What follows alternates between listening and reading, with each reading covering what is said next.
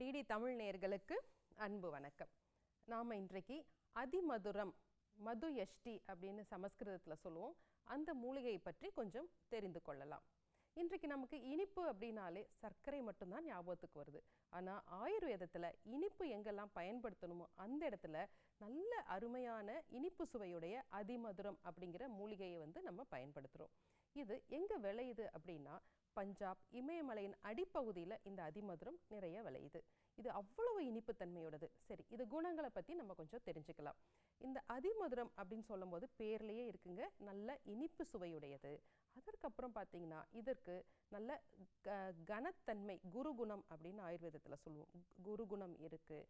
குளிர்ச்சியானது, உடம்புக்கு நெய்ப்புத்தன்மையை கொடுக்கக்கூடியது. அப்போ குளிர்ச்சி இருக்குது, இனிப்பு இருக்குது, நெய்ப்புத்தன்மை. அப்போ உடம்புல தோஷத்தை, கபத்தை இது அதிகரிக்கக்கூடிய தன்மை இருக்குது. உடம்பை பலமாக்குற தன்மை இருக்குது. உடம்பை மட்டும் பலமாக்காது, மூளையை சுறுசுறுப்பாக வைத்திருக்கும், பித்தத்தை பெருமளவில் கட்டுப்படுத்தும். சரி, இதை எப்படியெல்லாம் நம்ம பயன்படுத்துகிறோம் அப்படிங்கிறத தெரிஞ்சுக்கலாம். இது குளிர்ச்சி தன்மை இருக்கனால பித்தம் சார்ந்த நோய்களில் அதிகமாக பயன்படுது.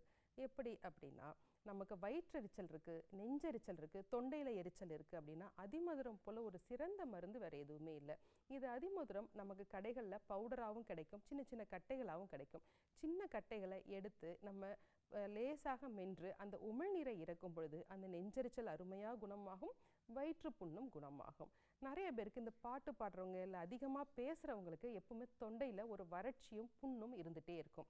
ஸோ இந்த அதிமதுரத்துக்கான குணம் என்னென்னா, நெய்ப்புத்தன்மை இருக்குது, குளிர்ச்சி தன்மை இருக்குது. ஆகவே இந்த அதிமதுரம் தொண்டை வறட்சி தன்மையை ரொம்ப நல்லா கட்டுப்படுத்தும். அவங்களுடைய குரல் வளத்தை அதிகரிக்கும் தன்மையும் இருக்குது. சரி, இது பித்தத்தை குறைக்கும் சொன்னால் வேறு எந்த நோய்களில் பயன்படுத்தலாம் அப்படின்னா, பெண்களுக்கு மாதவிடாய் காலங்களில் அதிகமான உதிரப்போக்கு இருக்குது அப்படின்னா இந்த அதிமதுரம், திராட்சை போன்ற மருந்துகளை கலந்து திராட்சாதி கஷாயம்னு உருவாக்குவோம். இந்த மாதிரியான கஷாயத்தை பயன்படுத்தும் பொழுது அவங்களுக்கு உதிரப்போக்கு பெருமளவில் கட்டுப்படும். இது மட்டும் இல்லைங்க, பெண்களுக்கு மாதவிலக்கு நிற்கும் சமயத்தை போஸ்ட் மெனோபாசல் சொல்லுவோம். அந்த டைமில் ஹாட் ஃப்ளஷஸ்ன்னு சொல்லுவோம், உடம்பு முழுசும் ஒரு எரிச்சல் தன்மை அவங்களுக்கு வரும். அந்த இடத்துல பித்தம் அதிகமாக இருக்கும் பொழுது இந்த அதிமதுரத்தை பாலில் கலந்து எடுத்துக்கலாம். ஏன், அதிமதுரம் தைலம் வடிவில், அதாவது எண்ணெய் வடிவிலையும் நமக்கு கிடைக்குது.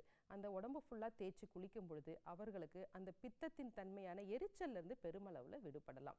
இது மட்டும் இல்லைங்க, அது நல்ல மனம் சார்ந்த இடத்துலையும் வேலை செய்யுது. சரி, ஒருத்தர் தூக்கம் இல்லாமல் கஷ்டப்படுறாங்க, இல்லை மனசில் குழப்பம் இருக்குது, அதிகமான கோபம் இருக்குது அப்படின்னா இந்த அதிமதுரம் அந்த இடத்துல மனசை நல்லா லேசாக்கி நல்ல தூக்கத்தை கொடுக்கும், மூளையை சுறுசுறுப்பாக வைத்திருக்கும்.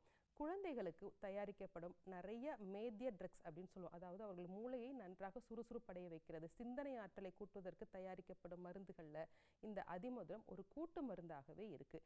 இப்படி ஒவ்வொரு நிலைகள்லையும் அதிமதுரத்தை நம்ம நிறைய பயன்படுத்துகிறோம்.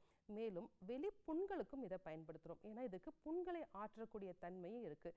அப்போ எங்கேயாச்சும் புண் இருக்குது அப்படின்னா திரிபலா கூட இந்த அதிமதுரமும் கலந்து அந்த புண்களுக்கு மேலே கழுவும் பொழுது அந்த புண்கள் வேகமாக கரையும். ஆயுர்வேதத்தில் நிறைய கண் சிகிச்சையில் இந்த அதிமதுரத்தை நம்ம பயன்படுத்துகிறோம்.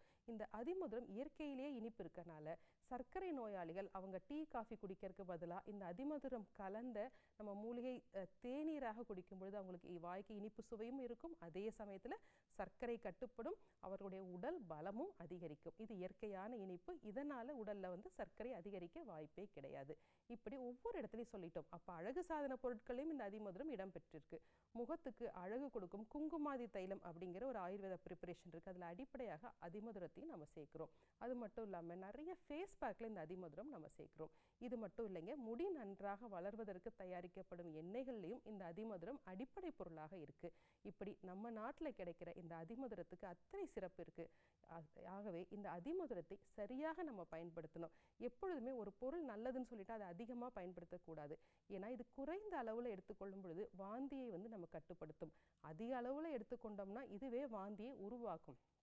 இதில் நல்ல பொருட்கள் இருந்தாலும் இது ஒரு தனி பொருளாக அதிக அளவில் எடுத்துக்கொள்ளக்கூடாது.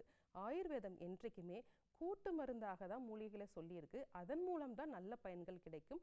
ஒரு மருத்துவரின் ஆலோசனைப்படி இந்த அதிமதுரத்தை பயன்படுத்துவது சாலச் சிறந்தது. சரி நேயர்களே, இன்றைக்கு அதிமதுரம் பற்றி தெரிந்து கொண்டோம். வேறொரு நிகழ்ச்சியில் சந்திக்கலாம். நன்றி.